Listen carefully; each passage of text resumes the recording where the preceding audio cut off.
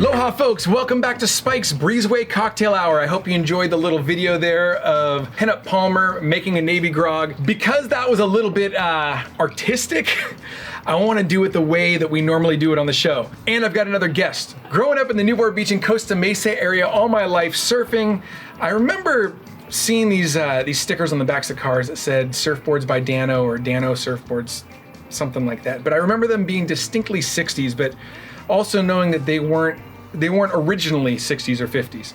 Turns out that Dano makes some of the best retro styled boards, but also built for performance and style, man. Really cool stuff. But I never would have guessed back then that he'd be one of my good friends, and I'd love to bring Dano onto the show now. Welcome to the show. Thank you for having me. Thank you for joining me in the Breezeway. Oh, this is the second time you've Second time I've been behind the bar. I was in the Hula Girls video as the bartender. That's right. Great video though. Oh, very well done. Thank you very much. So when did you start shaping surfboards? 1988.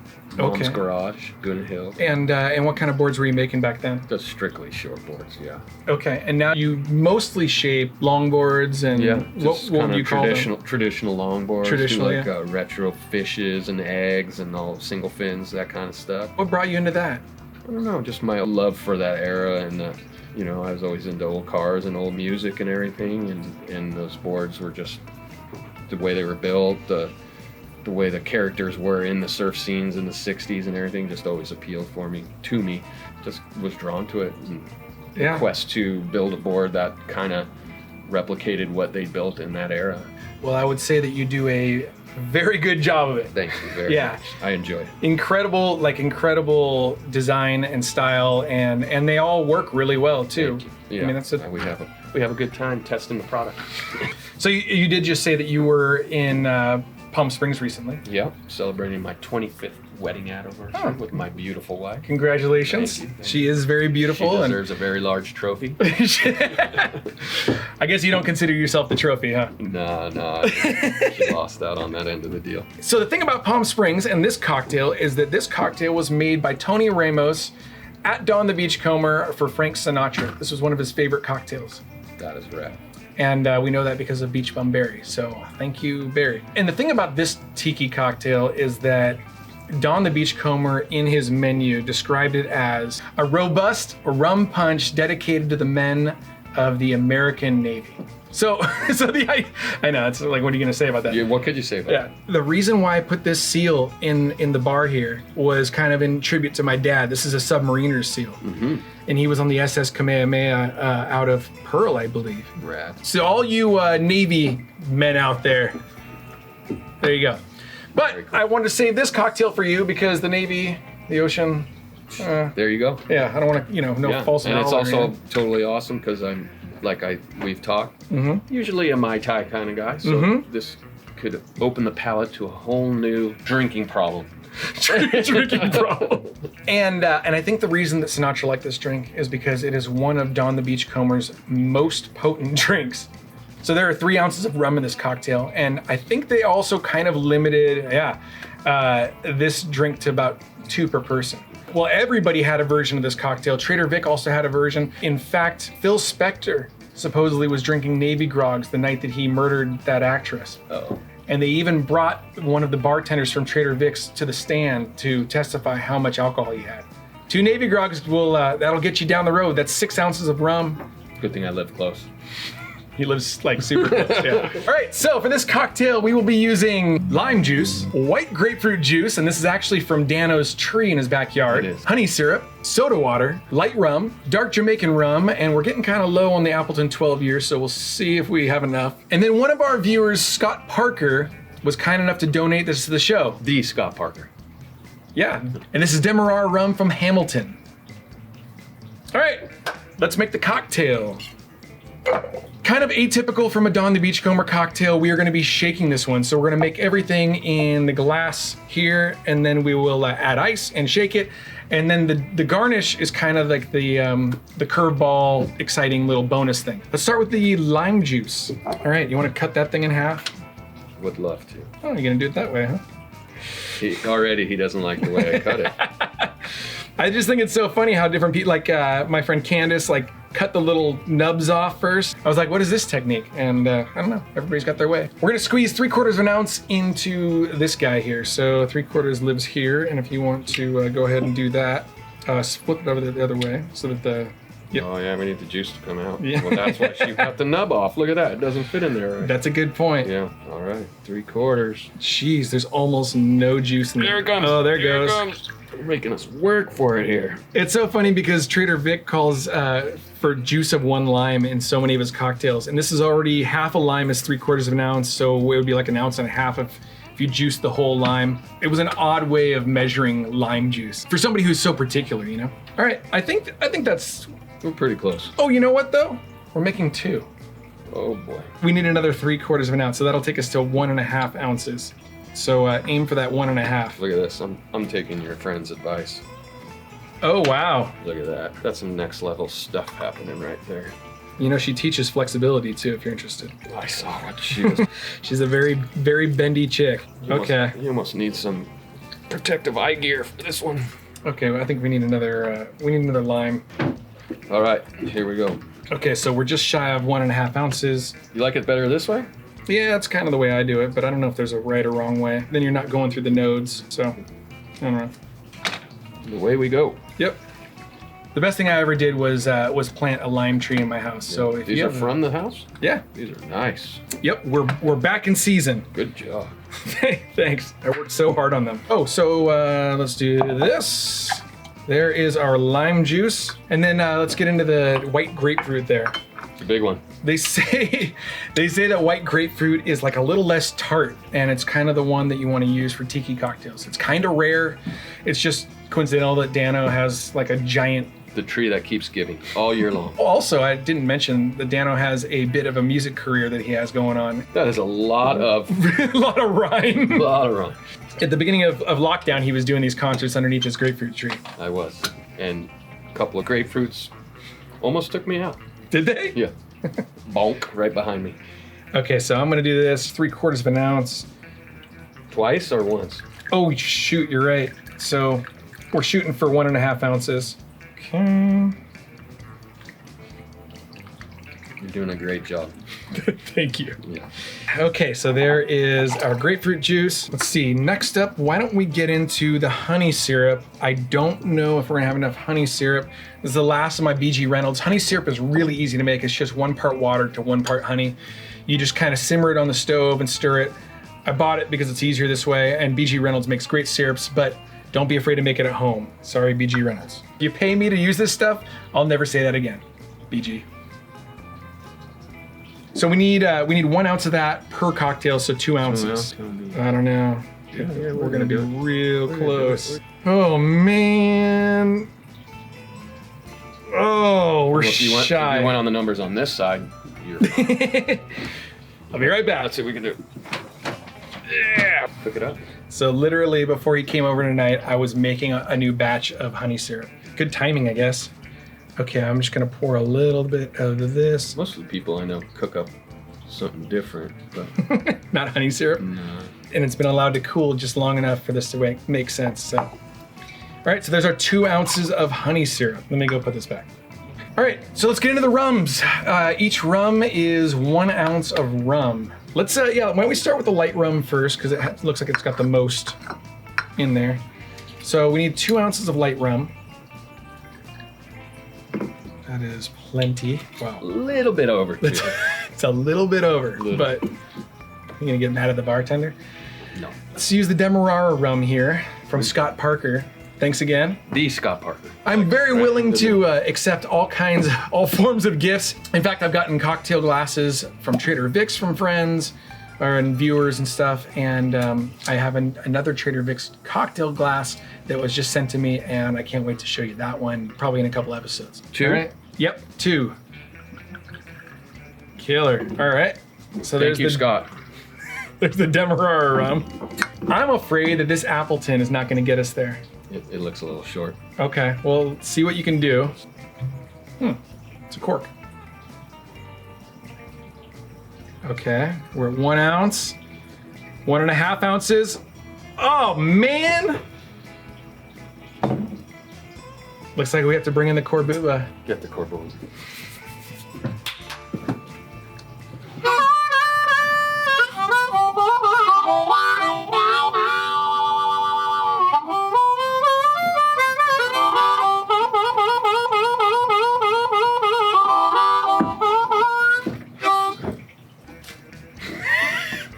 Dano Forte, everybody.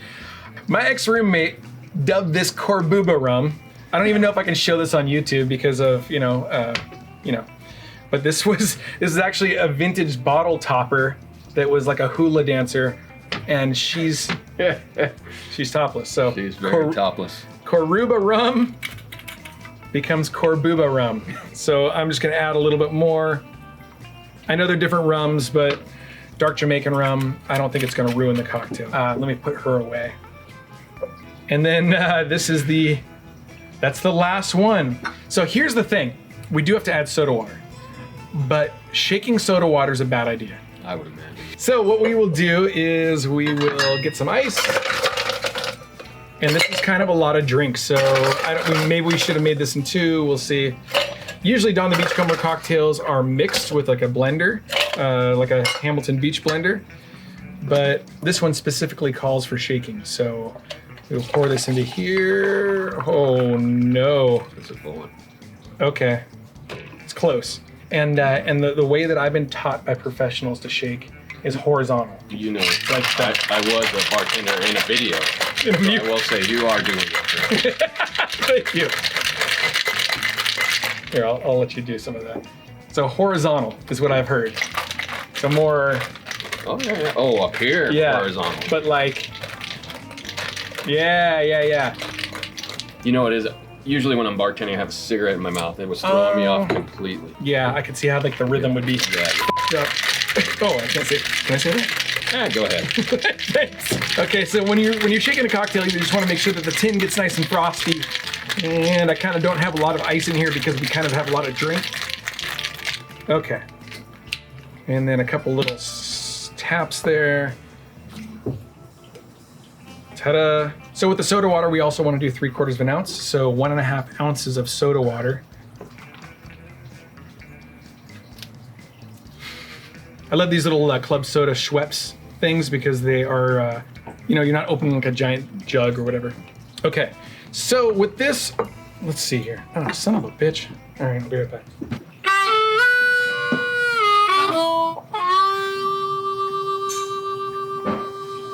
America, he is available for bumper music in sitcoms. Incoming. So I think what we're gonna do with this is we are just gonna stir in this soda water. Whoa. I'm getting crazy here.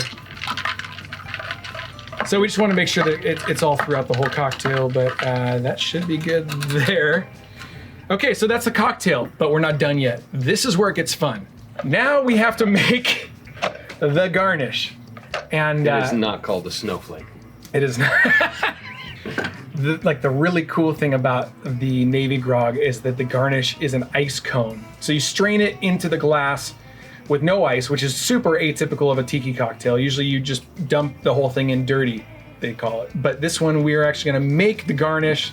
So we will add some ice to this device, which you can get on Amazon. Yeah, called a snowflake. Okay, so you're gonna add ice to that. What's with this bush in my face? That's what she said. This guy goes down on the top here. And then there's a little... He had bush in his face, and then this guy just went down on that. There's usually a little cup down here. What the hell's the cup? Okay, so with this thing, you place this cup underneath, you turn this, and it puts out like shaved ice. Once you get enough of this, there's an ice cone that is available from Cocktail Kingdom. And you pack this into that, poke a straw through, freeze it, and then you have your ice cone. But I already made them because who has time to be waiting for this to freeze? So we will be using Don the Beachcomber cocktail glasses from the Sam's Seafood version of Don the Beachcomber. Let's see here. I will use this one for myself. If you can warm this thing up with your hands, I think you just gotta kind of grab it. And then the idea will be the pointy side up. That's the way that all the vintage photos have it. I think it's coming here. It's getting close. You can also run water over it to loosen it, but there's no sink in the Breezeway, so what are you gonna do? What could you do? There it is. All right, so now we got this here. It's coming out. Oh, it is? Oh, it's spinning. Okay, yeah. Can you push it through further? Yeah, okay. Yes. Let me put my straw in, and then if you want to grab that straw, we are well on our way to having a properly garnished Navy Grog. And there are only a few places that I know of across the country that make the ice cones anymore. I know that Mai Kai does it. I know that Tiki No and North Hollywood does it. If there are other places that do it and I don't know about it, let me know, because I'd love to. This is like my favorite part of it. It's a fun cocktail, but it is also shockingly potent. Let's get down with it here. Oh yeah.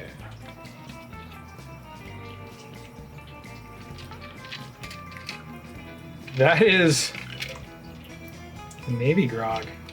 That's a full one too. Oh, that is a full one. Damn. The way that I've seen Trader Vic garnish them is with a stick of rock candy. So I also got that. So we're gonna do a combination Don the Beachcomber Trader Vic version in the garnishing. All right, so let's get into these guys. And we will just lay that across the top. I think the idea was that if you want to dip that into the drink and sweeten the drink a little bit more, there you go. Yes. And then we also have a couple of orchids from my orchid plant that I bought specifically for garnishes. Thank you, sir. Almost look fake, but they are not. Okay, so I think that's, That in front. yeah. I think that looks pretty cool. Looks good from where I'm sitting. Also, I have a couple of reproduction coasters that are based off of the vintage model that they used at the Don the Beachcomber in Sunset Beach. So we will be using these as well. Talk about getting things precise-ish. And so from 1941, from Don the Beachcomber, this is the Navy Grog. And away we go. Cheers. Cheers. Thanks for having me. Absolutely. Thanks for, ow. Watch your teeth. Thank you. Wow, that is delicious. So immediately you get that taste of honey. Yep. Yeah. Really good. Mm-hmm. I'm almost curious what the rock candy would do to it. Yeah. Whew. But not really, because it's really good. But you can definitely That is taste the amazing. rum, right? Yeah. Like, there's No, a... it is really good. But you can also taste that you need an Uber home. Yeah, for sure. I think I'm gonna put this thing in the thing. All right, let's see what happens. The first time I was introduced to the Navy Grog was actually at a place in Newport Beach called Billy's at the Beach. I ordered their Navy Grog, and this is probably early 2000s. Do they still do that there? They do. They're definitely known for their Mai Tai. Yeah, and their Mai Tai is basically a Marriott Mai Tai, but people love it. Like it'll get you. Yeah, it's pretty strong. Yeah, I yeah. enjoy it. Yeah. It's a bike ride away, so that's cool. It's a long bike ride. It's a double bike. I make my wife pedal more. But the Navy Grog there is just about, so when you order it, the waitress goes, it's like really like strong. You know that, right? And I'm always kind of like, yeah, I know what it is. Thanks for the warning. I mean, it's basically like a glass of 151, like Bacardi 151. It's a kind of a horrible drink there, like horrible. The Navy Grog, there's a recipe for the Navy Grog, but I would always order it because it comes with this little treat right here. And he does get busted for calling people out on not doing their drinks properly. So he will get an email shortly for that call out. I wonder. Yeah. I wonder if I will. Well, they should consult with me on the proper recipe. Hell, you don't even need to consult with me. Just buy the Total Tiki app or one of the books. Yeah, it always bugs me when it's like, well, this is our version of the Navy Grog, and every restaurant did have one, but that one's way far off. But I did like the garnish. What about the Lapu Lapu? The warning on the menu. We're at the Royal Hawaiian. Yeah. Well, there should be a warning lost- on the whole building now. Yeah, it's a lost thing now. But Yeah. man, that was a cool place when it was a place. Yeah, the Royal Hawaiian was a real dark, cavernous, maze-like building in Laguna Beach. And then a couple people bought it, and they made it bad, and then they made it really good, and then they lost it again, and now it's a Brazilian Hawaiian fire grill. Does that mean you have to do jujitsu to get your food?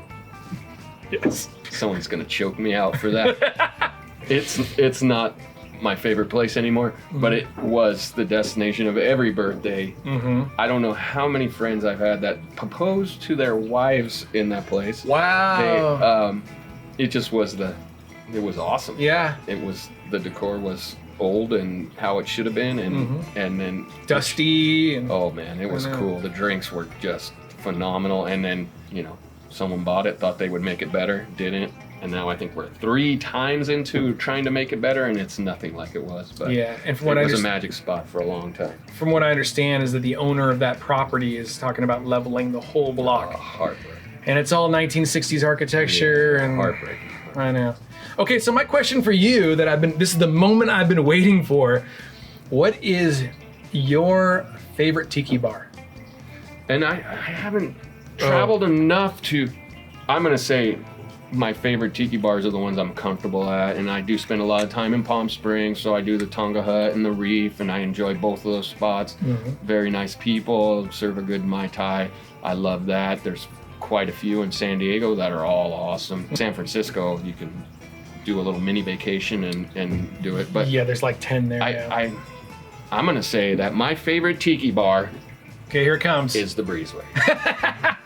That is a cop-out answer. It's total cop-out, but there is not a cooler tiki bar. Like, this thing is done well. Oh, and man, it's cool to hang out here. It's awesome. I appreciate it. I think that I need to yes, everywhere I go, I put in my phone, look for a tiki bar, and some of them, if you go to the tiki bar in Costa Mesa, you're not really going to a tiki bar.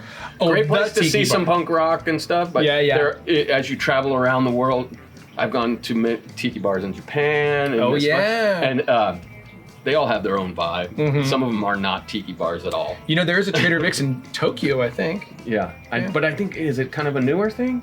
Maybe. I saw just recently that one another one has opened. There was one we went to, and it had a giant tiki head when you walked in. Okay. And you walk in, and it kind of makes you stop and look at it because it's so big, and then it goes, the eyes open, and it goes, aloha. That was pretty cool. People might not know, well, people that don't know you wouldn't know this at all, but you're kind of a bit of a celebrity in certain circles in Japan. I don't know if I'm a celebrity, but I know you don't want to surfboards for a lot of people there. Yeah. And I do go there and play music at blues festivals, and we kind of tie it all together. And my good friends at Seekong, they distribute my boards there. They have 3 shops, and they have taken really good care of me over the years, and they'll bring me out there, and we'll do some blues festivals. We'll do some bar shows. We'll surf. We have a good time. It's really, really cool. There was a t-shirt I saw one time that said, it had a couple of like Japanese dudes on Harleys with like giant pompadours, and it said underneath, Japan does America better. They have a lot of our culture in Japan. And they picked off taller for it. Yeah, the retro culture, right? They do it well. They do rockabilly well. They do pre-war style well. They do heavy metal, like punk rock. I know. If they get into something, even hip hop and everything. And yeah, just an awesome country of good people. Like, they are just awesome. And for somebody who builds surfboards in a very retro style, like, for them, they grab onto that. Yeah, and I'm sure I've been very grateful and lucky, and I'm grateful for the fact that they appreciate what I do. But yes, I do very kind of authentic retro style thing, and they do enjoy it, and I'm lucky enough that they buy them. I'm lucky that I get to go there. But it's just awesome. Yeah, that's rad. It's really cool. It's super cool. I'm starting to get more of that sugar now that I'm like, with the stick in there. It does change it a bunch. Yeah, it does, right? It makes it sweeter, yeah. A lot of tiki bars over the years, once they saw Don Beach do this ice cone thing, and I don't even know if you can see it anymore, it's really melted really quickly. They all started doing their own version, and sometimes they wouldn't call the cocktail the same because they didn't want to totally rip off Don the Beachcomber. At the Mai Kai, they have their version called the Yeoman's Grog. At Tiki Bob's, they had the Kanaka Kapu with an ice cone. I think it was Tiki Bob's. And at the Kon Tiki, they had the Luau Grog. So, I love a good luau. Do you get to Hawaii much? I try to, yeah. We used to go quite a bit. I'm on a kick right now. I mean, they're locked down right now. They're talking about opening, but I ride ridiculously large surfboards. Oh, I have an 11.2. I really am set on putting that 11.2 in a box, shipping it there, and spending a week. Really? Surfing Waikiki. Would you sell it once it's there? No, I love it too much. I gotta bring it back. Oh, this is like your special 11 too? Yeah. Okay. But I want to go and surf those mushy long waves on a giant board and At Waikiki? and go to luau's and be a tourist, have lunch in Chinatown, and you know. I've been to some pretty cool surf spots in Nicaragua and in Costa Rica and Mexico. But I would say that my favorite surfing experience is always Waikiki, because you can hear the music from the hotels. Yeah, you can. I had Rabbit Kakai call me off a wave. And I was paddling. Wait, you hopped Rabbit Kakai? Oh, no. I was paddling for a wave, and at Waikiki. You might not leave the island alive if you did that. At Waikiki, like everybody, you're paddling for a wave, and everybody kind of goes, and you know that most of them are tourists that don't really know how to surf, so you're kind of like, okay. But this guy came from way back, and he goes, "Hey, brother." And I looked back, and I was like, whoa, and like back paddled. I was like, go right ahead. Rabbit Kakai's like royalty. Yeah, royalty. Really big royalty. Yeah, really. Yeah. Him in Buffalo. Yeah. Oh, yeah, definitely. Right up there with the Duke. Second level from the Duke, probably. Mm-hmm. Have you surfed Waikiki? Oh, yeah. Many times. Yeah, super. But, very touristy, very crowded. So over the years, I've gone to Kauai and Maui. Me and my family really enjoy Kauai, and we've had some great opportunities to stay in friends' houses and whatnot, and so we've really fallen in love with that, Kauai. And there's a smell when you get off the airplane in Kauai. It's the freshest, like most beautiful. Like if you do it correctly, a lot of guys, they want to go chase giant waves on their thruster boards and all that stuff, and that, I'm not opposed to riding big waves. Yeah. But I like to ride more retro style, and I like to go have a Mai Tai and go to a luau and enjoy all the like super touristy stuff. That's cool to me. I love luau's. There's little things just like, ukulele festival at 4:00 today, written on a cardboard box, and then you're like, let's go check it out. And you and the family show up, and you never know what you're gonna get. It's a bummer. Usually turns out really cool. Yeah, for sure. It's a bummer is that there's kind of almost no steel guitar in Hawaii anymore. No, it's all a lot of ukulele. And certainly no vibraphone. No. On YouTube, there was a video of a guy playing vibraphone, kind of on a patio with a couple people like eating sushi or something, and I think it was Arthur Lyman. One of the biggest stars of Exotica in the 50s, and he was just playing to like a couple of people eating shrimp cocktail, and they had no idea that he had 1 million records and giant cellars and pearly shells and all that stuff. Oh my gosh, yeah. Yeah. I have this thing that I do, and it just happens, but come May, halfway through May, and it starts to warm up and the water gets a little warmer, I just turn to, you got to ride the longest board and the mushiest, longest wave you can find, and I just wear trunks and a Hawaiian shirt.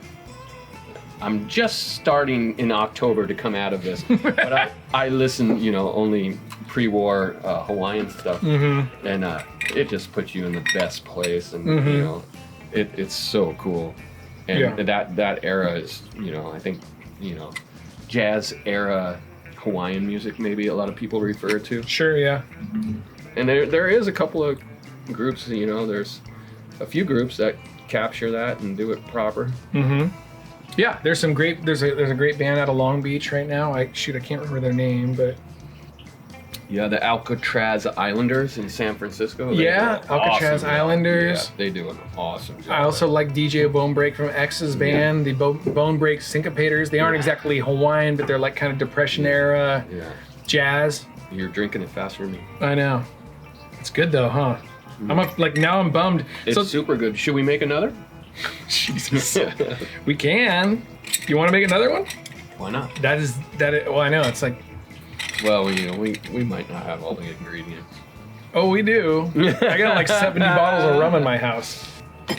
With that, folks, thank you so much for joining us on Spike's Breezeway Cocktail Hour. I want to once again thank my good buddy Dano Forte for joining us. Thank you for having me. Absolutely. And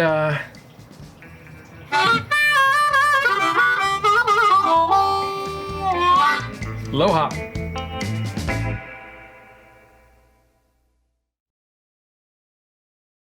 Like, and we had like an ounce of rum with that rum old fashioned. Yeah. This is a quick recipe for disaster. It's a good thing like we like each other, because last time I did this, I ended up yelling at my buddy. Oh, did you eat this thing? I don't know. It's like a diabetes stick. Not very explanatory. Explanatory? You're from New York? Yeah. See, now this is what happens. You f it up once and like the whole thing's out the door. Artistic, I want to do the normal thing that we normally do. Normal thing that we normally do. And turns out that Dano makes some of the best. Were you always making? Not even consider doing longboards back then, but it's a big grapefruit. Oh, can you hold it up? It's a whole thing. Soda water. Wait, let me do it again. And this is Demerara rum from, oh shit, Hamilton. You got the camera, by the way. These little guys around this bowl be considered Menapolis? Those are Marquesan tikis from the Marquesas Islands. Awesome. We'll be using, I gotta start that over. Stop breathing on me, it's COVID time. I'm sorry. The way that Trader Vic's garnishes them is with a stick of rock candy syrup. Or Before we go into that, what about like, now I've gone. it doesn't matter. Yeah, no, I'm only halfway through my drink and I can't. Does that mean you have to do jujitsu to get your food? Say that again. Tiki Bobs, they had the Kanaka Kapu. That's a tongue twister. There's No, a it is really good, but you can also taste that you need an Uber home. We want to both say, during these times where a lot of tiki bars aren't able to be open, if they're doing fundraising, if they're doing drinks to go, whatever you can do to help make them get through this hard time, make sure you go out there and do it. Tell your friends, and just let's help each other out. Yeah, I agree. And it's not just tiki bars. It's all bars. Yeah. all the venues and bars that are venues like Alex's Bar in Long Beach and places like that. I mean, I can't imagine.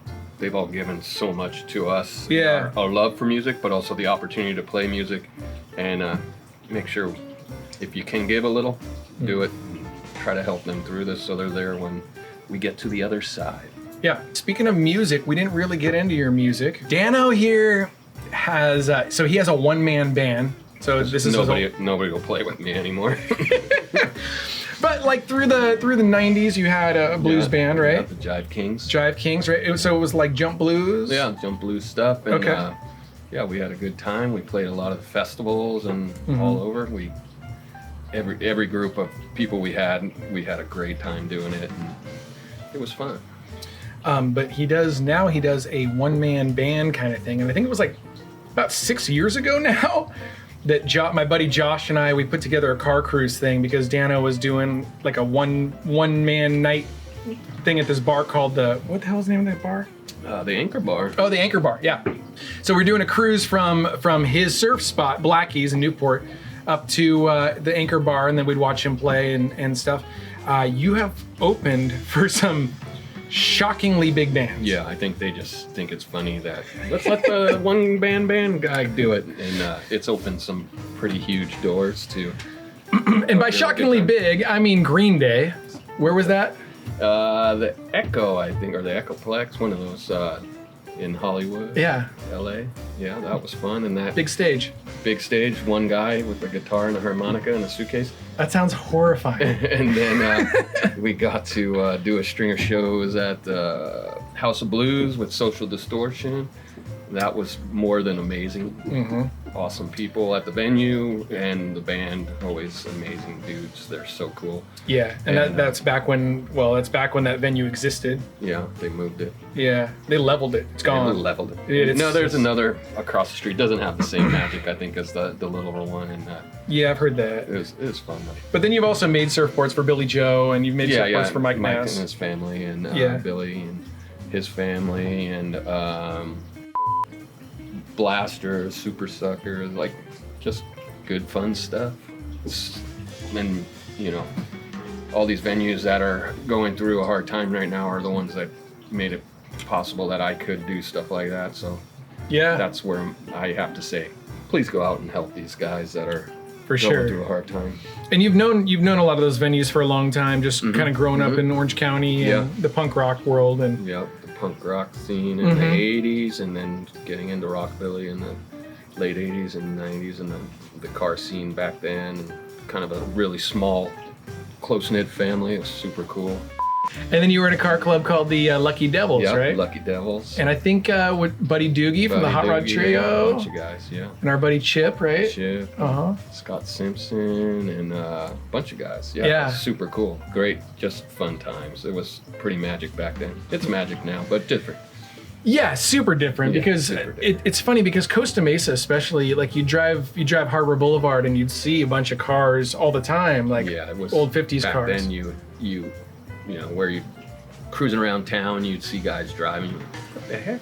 And you know, later on meet them, and then they're in their driveway helping you change a transmission or a rear end on a car. It was cool. It was a very small scene back then. The music scene was small. Car scene was small. The motorcycle scene was super cool. I had a Triumph for a long time, even before I got an old car. Yeah. And just really good times.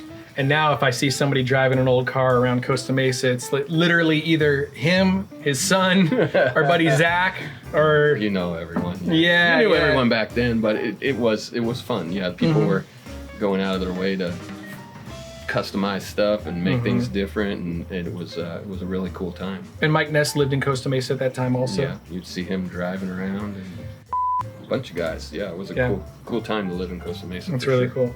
Is there a favorite punk rock show that you've seen that is like the most memorable Oh to my you? gosh, too many. I don't know what a favorite one would be. I couldn't pick a favorite one of any of the genres that I love, because there's just too many good things. I would say Iggy Pop, punk rock wise, is probably you get your money's worth no matter where he's playing. You know, I've seen some good stuff for sure. Yeah, that I've seen some crazy stuff. I wasn't expecting that. It's a big hitter right there, Iggy Pop. I was like, oh, maybe he'll say the Cadillac Tramps or Cadillac like Tramps were always Cadillac Tramps were always great. Costa Mesa zone. Yeah. One of my all-time favorite bands. Great pack of dudes. Got to play harmonica with them a couple of times, and that was bucket list check off there. They were definitely in the 90s one of my favorite live bands to see. Yeah, Cadillac Tramps? Yeah, more energy than you can imagine. Super cool. So good. That was such a great band. Yeah. If you could choose the band to play at the Galaxy tonight, the Observatory, sorry. Do I get one band, or do I get... I would always say, in that time frame we were talking, the ultimate Orange County gig would have been Social Distortion, Cadillac Tramps, and Throw Rag. Oh. And through that That's like a dream show. through that whole Social Distortion stay-at-home tour, I actually did get to play open for each band in that lineup. Wow. It wasn't Throw Rag, but it was Sean and Xander. Oh yeah. And but the Cadillac Tramps played one night. I got to open, so lots of dreams coming true right there. Yeah, that's cool, man. I love Throw Rag, and actually the Hula Girls opened for Sean and Xander too. Well, we opened for maybe it was the Reverend Horton Heat or somebody, but Yeah, you played some awesome gigs, and yeah, we've been fortunate too. yeah.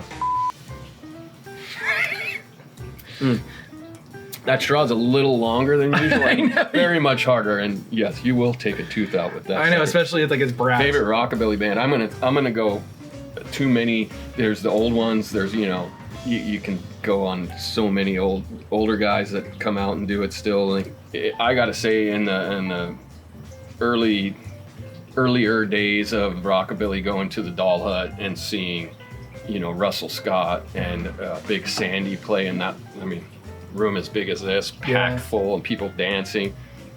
Pretty magic. It was a different magic. era, and I was late to it, but I can imagine. The really early days of Big Sandy, when TK Smith was still playing, and pretty cool stuff. Yeah, and there's still Wally's playing, and Yep.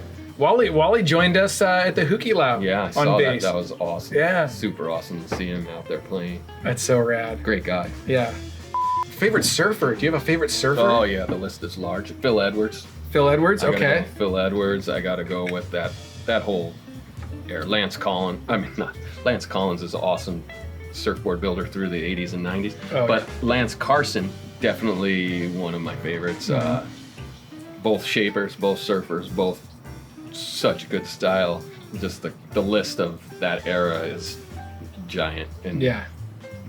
Yeah, pretty super rad. cool. But I would say Phil Edwards is one of my favorite for sure, and I love that he built his own boards, and you know, those guys were going to Hawaii and surfing waves that were so big and With big reefs. heavy boards. Yeah, 60-pound boards. 60-pound reefs, boards. no leash. Like It's so just gnarly. pioneers. Yeah. It's so cool. Like So cool. such men among men. Yeah. Cool. Do you want to make another one? Thanks for having me. Yeah, No, absolutely. that was a lot of work, but I'll have another drink with you, but I don't want you to have to work that hard for another. Oh no, it's quick when you're not like doing the show. That was awesome the way it was made. Yeah, it's good, huh? Mhm. It's but man, I'm telling you, there's a lot of rum in those things.